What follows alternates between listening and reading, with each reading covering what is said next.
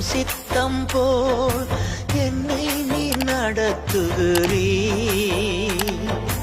உம் சித்தம் போல் என்னை நீ நடத்துகிறீ.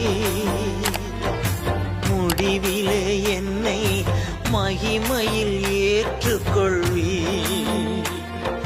முடிவிலே என்னை மகிமையில் ஏற்றுக்கொள்வீ. நன்றி ஐயா, நாள் முழுதும் நல்லவரே வல்லவரே. விண்ணிலும் மண்ணிலும் உம்மை தவிர எனக்கு யாருண்டு? இந்த மண்ணுலகில் உம்மை அன்றி வேறு விருப்பம் எது உண்டு? அப்பா, என் உள்ளத்திற்கு அரணும் பலனும் நீர்தானே. எனக்குரிய பங்கும் என்றென்றும் நீர்தான் ஐயா.